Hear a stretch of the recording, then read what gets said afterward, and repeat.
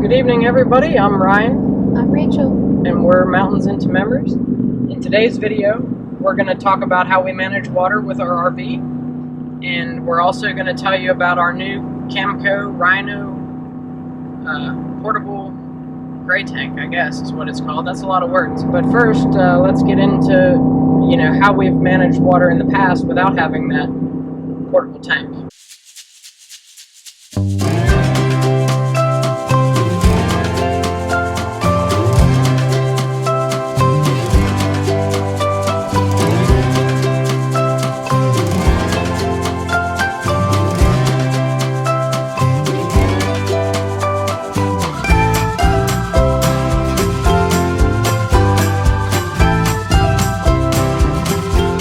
So, our rig has extremely small tank capacities, for basically all three tanks, the fresh, the gray, and the black. But the black, as far as, we can tell, you could probably go like a week without needing to dump it. I don't know, how long have we even been at a site? 5 nights? Have we ever been somewhere 5 nights? What was Letchworth? 4. And I don't think so. Well, we know we can get through 4 nights at least with the black. And that portable waste tank that we got, that's only going to be used for gray. We're never going to put black water in that because I just don't think that that's something we want to... Yeah, I don't think that's something we want to do. But our gray tank alone gets us through about 3 nights. And so we're going to tell you, how to get through 3 nights of camping with 30 gallons, basically. So, like with Sarah, in the past, we had a toddler, bathtub. And so we would bath her in the toddler bathtub, and then we could dump that water in the toilet. So basically use the black tank instead of the gray for bath water. So that was a big help in the past. Yeah. She's a little too big for that now, so we just kind of shower her off real quick. So yeah, and then, with the showers, we got an Oxygenics Fury RV shower head. And that really helped because, when we first had the head that came with the rig, we were filling up the gray tank basically after 2 nights instead of 3. I think there was only once where we, totally filled it up. But it has made a very large difference in having it. We have not overfilled our gray tanks on a 3-night camping trip since we installed this. So it's made a huge impact. We also got a new faucet for the vanity, and it uses considerably less water and is more functional than the one that came with the rig. So you may actually save some water with a new faucet. This one uses about half of the amount of water as the white plastic one. But I don't know if you actually will, because to me, when you're washing your hands, the most water you're going to waste is while you're waiting for the hot water to get from the hot tank to the faucet. So I don't see myself saving any water with this. And this is more for function than anything. I mean, you might save some water when you're brushing your teeth, and every drop of water does count when your tanks aren't very big, and this rig doesn't have very big tanks. So this definitely will help. So those are 2 things you can do to save water, and they also improve the function of both the shower and the sink, because before, I gotta tell you, neither thing was very good. I don't know, is there anything about dishes? Well, so I used to wash dishes after every meal, and right in the very beginning, and that lasted the first trip or 2, and then stopped. And I just had to get over having dirty dishes in the sink. And I don't know if it actually helps or if it's just a mental thing, but saving all of your dishes to wash, maybe you wash once a day instead of after every meal, it helped us save water.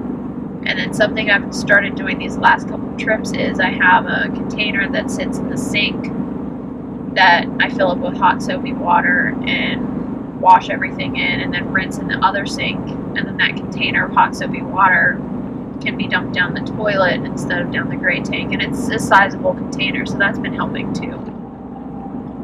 Well, and we've only seen this one place, so we don't want to act like it's the norm, but at Hocking Hills KOA, they had these like basins at the campsite that you could dump your dirty dishwater in. So if you didn't have full hookups, which we didn't, you could just do your dishes, and then your water you could dump in those basins. So that's always an option if your campground has something like that. For this past trip, we're headed home from Letchworth, by the way, for timeline's sake, and you're going to see Letchworth's video in probably 2 or 3 weeks, depending on how things get broken up.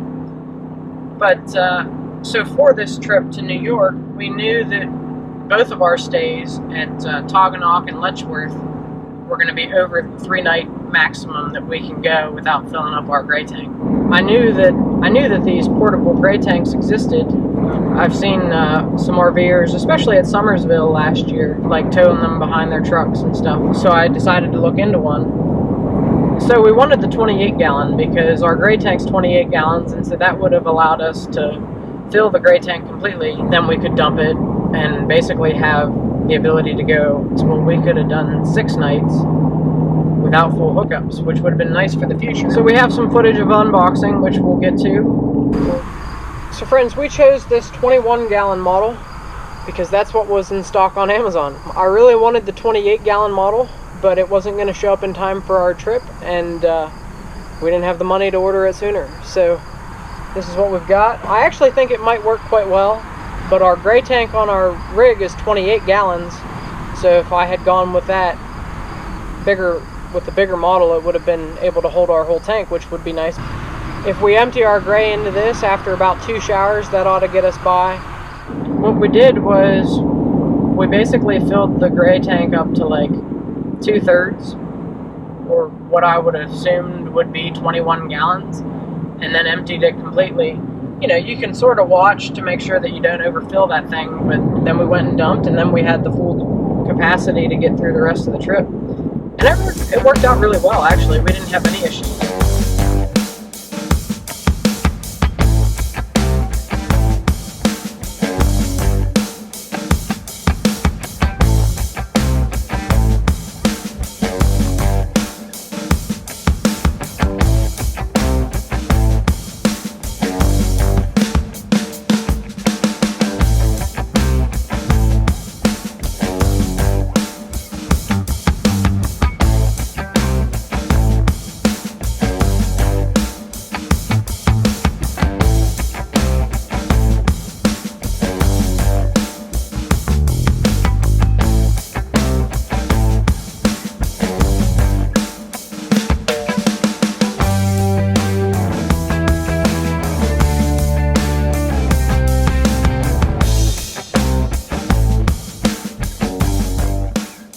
Probably go 5 nights without full hookups, but 4 nights, you know, you can take a little bit longer shower too, now that we have this. But we also think with the baby on the way that we're going to be using more water, so our 3-night trips might become an issue going forward, and that's kind of our standard length of trip. We typically try to do weekends so that we can maximize how much we can see in the summer. We also got the mounts to mount it to the back bumper of the trailer, just because even though we have this nice bed set up with this truck, depending on what we're doing and where we're going and how we're packing, there's not always room in the truck bed. Plus, I don't know if you can put that in there. Yeah, it might smell at some point in time after being used for a while.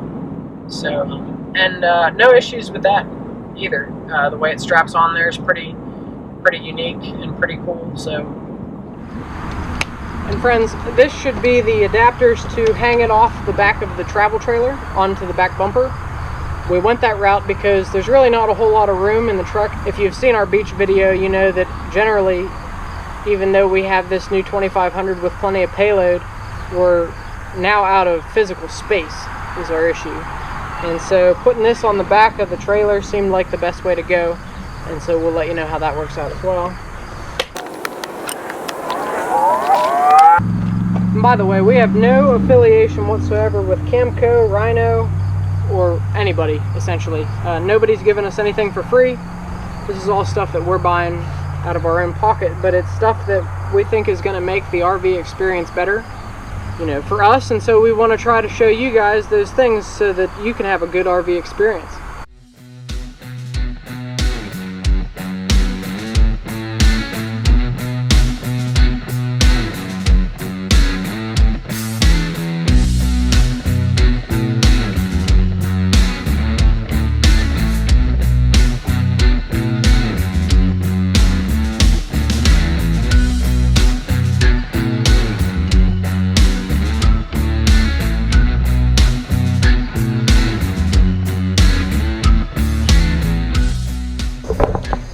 Friends, something you want to consider when you're doing this is you don't want to block your water heater, and so you want to make sure that you have enough room to actually put this back here. And we just barely do, but just be aware. It's not something I really thought about when I ordered this and went ahead with the idea of putting it back here, but just letting you know so you can learn from my mistakes.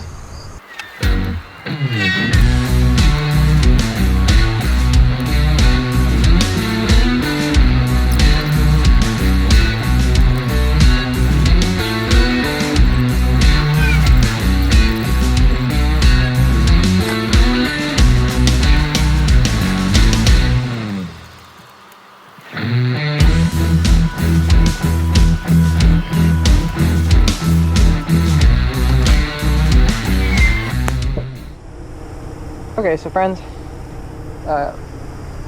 my GoPro battery died when I was installing this, so you guys didn't quite get to see the end of it. But you know, we installed these posts 10 inches apart, like it said in the directions, and we're trying very carefully not to block anything of the water heater, and we also don't want to block our license plate. I'm gonna set this down on the tripod and try to show you how I strap this up, which was the other thing I wanted to show you but wasn't able to. Of course, it's a mud pit here.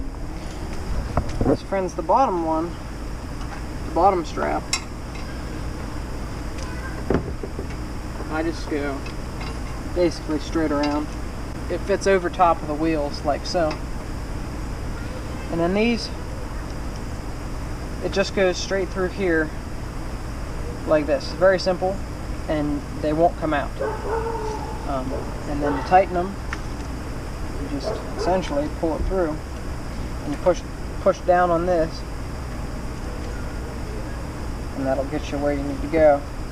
And I try to make sure you pull it tight so that this comes the whole way up to the posts, just like so. And then this, you just kind of roll up,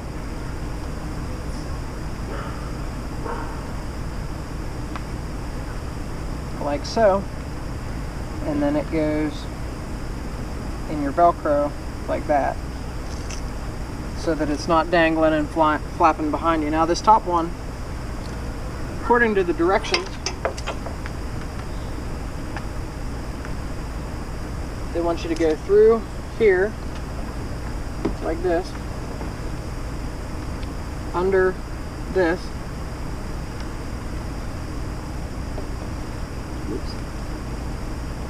back through,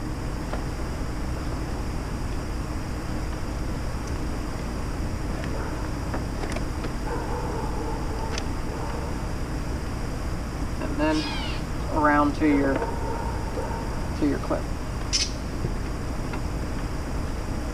And then same thing, you just, now the reason I'm fumbling around a little bit is I do try to keep these strapped so that they're, you know, not twists in them, just because I feel that that gets you, you know, a tighter end result. You know, I could be a little more coordinated with my motions if I just let them do whatever they wanted to. But I just think it's better, and it appeases my OCD if there's no twists in it. One mistake I made is the bracket to tow it with your truck actually comes with the tank. So this is to tow this behind your truck, because even though it's only 21 gallons, it's probably going to be pretty heavy. And it looks like it goes through like this, and then you'll put that around the ball on the truck trailer hitch, and you can tow it wherever you've got to go. So that's pretty cool. I'm wondering, because I did make sure that I ordered it with this part, I wonder if they sent me two.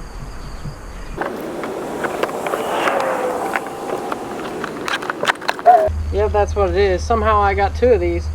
I did not realize that it came with one, which is quite silly of me, but on Amazon it said usually bought with this. So now we've got two. Yeah, it's the exact same thing. That's really all we have to say about that, though, unless you've got something more. Oh, that's it. So, definitely an idea worth considering. Don't know if there's other YouTube videos about it. I didn't do a whole lot of research, but managing your water is definitely something I know people struggle with. So, thought we'd do this video, and I hope it helps you out. We'll see you guys next week. We're headed to Toggenawk State Park in the Finger Lakes region of New York, and so we'll get to test out this tank, and we'll probably talk a little bit about it in that video too, and we'll see you there.